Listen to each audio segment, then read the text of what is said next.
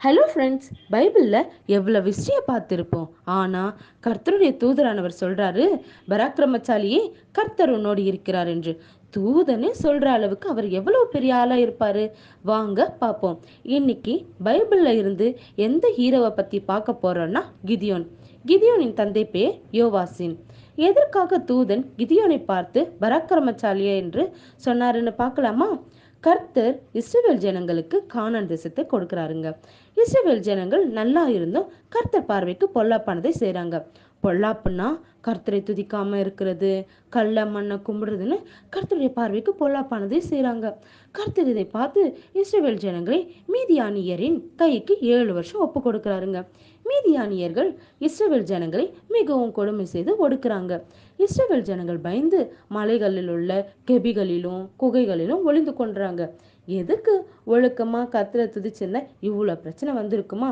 மீதியானியர்கள் வெட்டுக்கிளிகளை போல திரளாய் வந்து இஸ்ரவேலில் இருக்கிற எல்லா பொருட்களும் மிருகங்களும் எடுத்துக்கொண்டு போவாங்க. மீதியானியர் முன்பாக இஸ்ரவேல் ஜனங்கள் சிறுமைப்பட்டார்கள். அப்பொழுது இஸ்ரவேல் புத்திரர் கர்த்தரை நோக்கி முறையிடுறாங்க. இங்க தாங்க ஒரு திருப்பம். இஸ்ரவேல் ஜனங்கள் கர்த்தரை நோக்கி கூப்பிடல, இஸ்ரவேல் புத்திரர் தான் கர்த்தரை நோக்கி கூப்பிடுறாங்க. புத்திரர் என்பது வாலிப பிள்ளைங்க. அதனால என்னவோ வாலிப பிள்ளையான கிதியோனை தேவன் தேர்ந்தெடுத்து கொள்கிறார். கர்த்தர் அவர்கள் விண்ணப்பத்தை கேட்டு இஸ்ரவேல் ஜனங்களை மீதியானியரின் கைக்கு தப்புவிக்க தேர்ந்தெடுப்போம் என்று நினைத்து கர்த்தர் தூதரை கிதியோன் கிட்ட அனுப்புறாருங்க.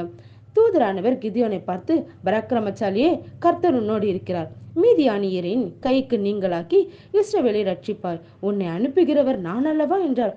கிதியோன் தூதனை பார்த்து, இதோ மனோசே இல்லை, என் குடும்பம் மிகவும் எளியது, அதிலும் எங்க வீட்டில் நான் எல்லோரிலும் சிறியவன் என்றான். அதற்கு கர்த்தர், நான் உன்னுடனே இருப்பேன், நீ மீதியானியரை சிதறடிக்க பண்ணுவ என்றாரு. அன்று ராத்திரியே கர்த்தர் கிதியோனை நோக்கி, உன் தகப்பன் கிட்ட இருக்கிற பாகாலின் பலிப்பிடத்தையும் தோப்பையும் வெட்டி போடு என்றாரு. அப்பொழுது கிதியோன் வேலையாட்கள் 10 பேரை சேர்த்து கர்த்தர் தனக்கு சொன்னபடியே செய்தார். ஊர் மனுஷர் காலமை பார்த்தபோது எல்லாமே தகர்க்கப்பட்டு வெட்டப்பட்டு இருந்தது. இதை யார் பண்ணினா என்று விசாரித்த போது யோவாசின் மகன் கிதியோன் செய்தான் என்று தெரிய வந்திருக்கிறது. ஊரால் எல்லாருமே யோவாசு வீட்டுக்கு சென்று, மகன் வெளியே கொண்டு வா, அவன் பாகாலின் பலிப்பிடத்தை தகர்த்தான், அங்க இருக்கிற தோப்பையும் வெட்டிட்டான், அவன் சாக வேண்டும் என்றார்கள். கிதியோனின் தந்தை யோவாஸ் அனைவரையும் பார்த்து, நீங்க பாகாலுக்காக வழக்காடுறீங்க, நீங்களே உங்க ரட்சிப்பீர்களா? பாகால் தேவன் தானே, அது தேவனானால் தன் பலிப்பிடத்தை தகர்த்தியது நிமித்தம் அது தானே தனக்காக வழக்காடட்டும் என்றார். அவர் அப்படி சொன்னதும் எல்லாருமே போயிட்டாங்க. கர்த்தர் கிதியோனுடன் இருந்தார். அதனால் கிதியோனை யாருமே ஒன்றும் செய்யல. கர்த்தருடைய ஆவியானவர் கிதியோன் மேல் இறங்கினார். கிதியோன் எக்காலம் மோதி அனைவரும் தனக்கு பின்னாக வர சொல்லி 32,000 பேரை கூட்டிக் கொண்டார். கிதியோன் சந்தேகப்பட்டு கர்த்தரிடத்துல ஒரு அலையத்தை கேட்டாரு. ஒரு ஆட்டுத்தோல் கம்பிலியை எடுத்து தரையில போட்டு பனி கம்பிலியின் மேல் மட்டும் பெய்து பூமி காய்ந்திருக்க வேண்டும் என்று கேட்டுக்கொண்டார். தேவன் அதை அப்படியே செய்தார். கிதியோன் கர்த்தரிடத்தில், இன்னும் ஒரு விசை கர்த்தாவே, கோபம் கொள்ளாதீங்க, மறுபடியும் கம்பிலியில மட்டும் காய்ந்திருக்கவும் பூமி எங்கும் பனி பெய்ந்திருக்க வேண்டும் என்று சொன்னான். தேவன் அதையும் செய்தார். இது மூலமாக தேவன் தன்னை கொண்டுதான் இஸ்ரவேலை ரட்சிக்கப் போகிறார் என்று உறுதியாக கிதியோன் நம்பினான். கிதியோனும் அவனோடு இருந்த ஜனங்களும் ஆரோத்து நீற்றண்டையிலே பாளையம் இறங்கினாங்க.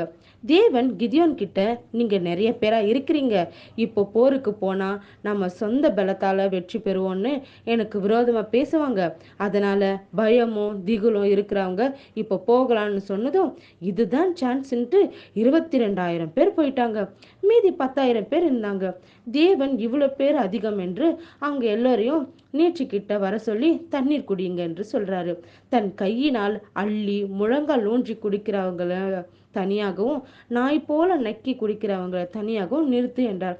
நாய் போல நக்கி குடித்த 300 பேரை தேவன் தெரிந்து கொண்டார்.